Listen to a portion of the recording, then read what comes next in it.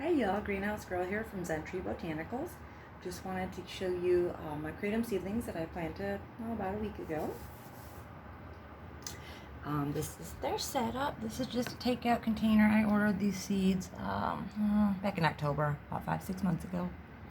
And I have grown them before, and they are teeny tiny. I'm going to let the camera will autofocus. And if you kind of look in that cocoa there, you'll see little tiny green. I'll get closer here too. Little tiny green seedlings in there. They are teeny tiny. Anyways, basically they're the size, they look like an eyelash, basically, if you haven't seen kratom seedlings. This is sterile seedling mix. I don't always sterilize soil.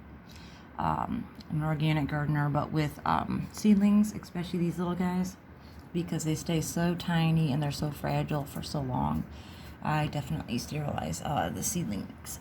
And then I put so the seedling mix is like the Jiffy, the peat moss, it's got cocoa pith, vermiculite, and some perlite.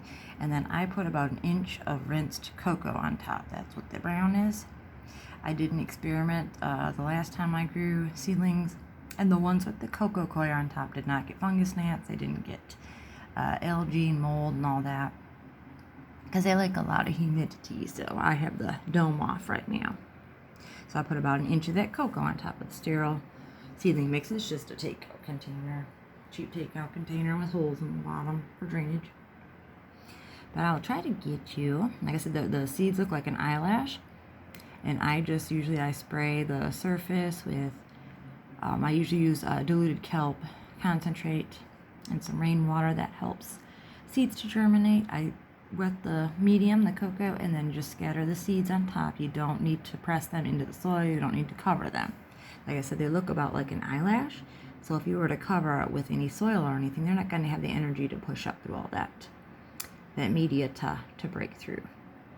And I don't know if you can see it, but they are teeny tiny. That is just awesome. And these grow into those big, awesome, majestic trees. Let me get you a couple close-ups here if you can. And every time I go through and count them, I'll go, I counted 10.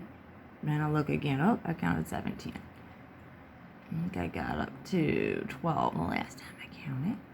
Tried to find you the biggest one. There's a bigger guy, right? There. There's a little bit of a glare on it.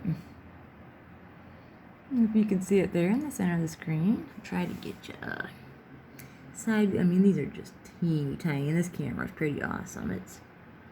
You see that little tiny thing. So you see how fragile they are. So obviously, if you went to water that now, you'd want to be very gentle with, a very light mist.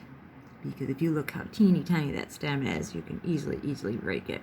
They are very fragile right now. It's just amazing they survive at all when they're that little.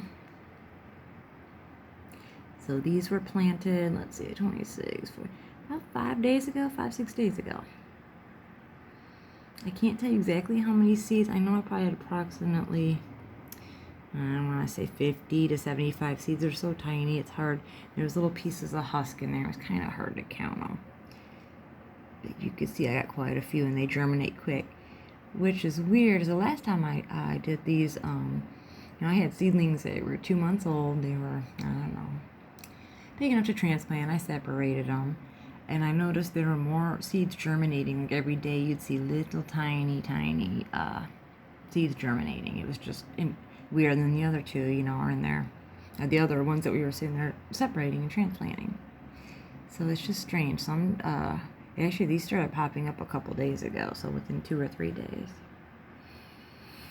And I put them on, I had them on a heating pad.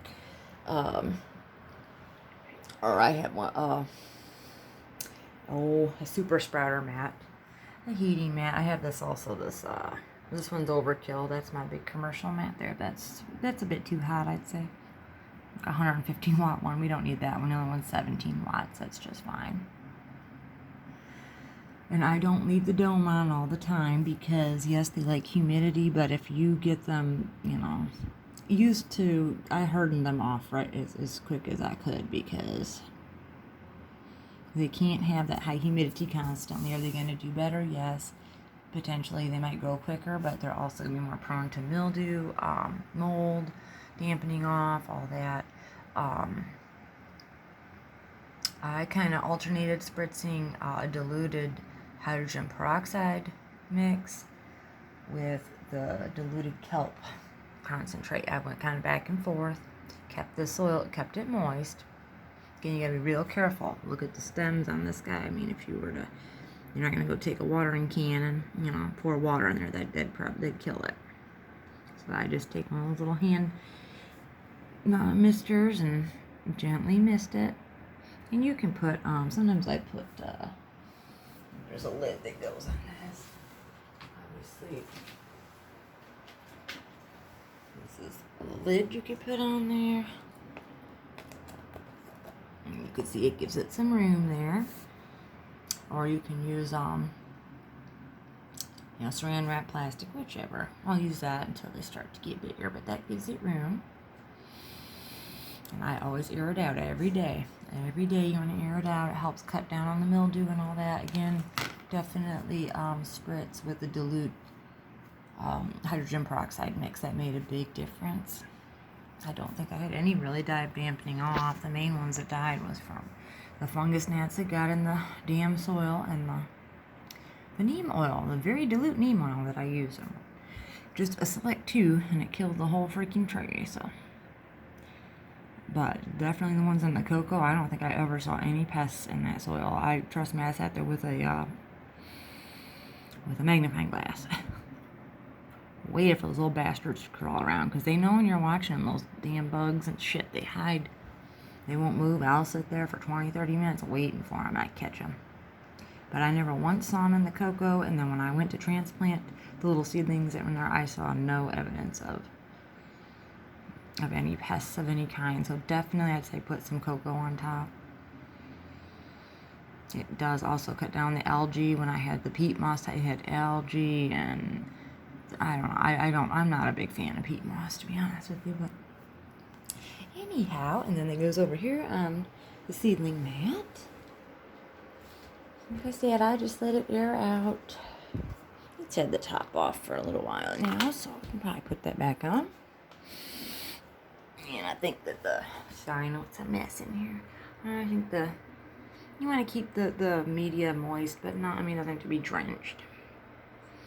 Definitely moist, but there's day 6 after my kratom seedlings were sown on the surface of this cocoa, and I will keep you updated. All right, this is Greenhouse Girl from Century Botanicals. Thanks for joining us.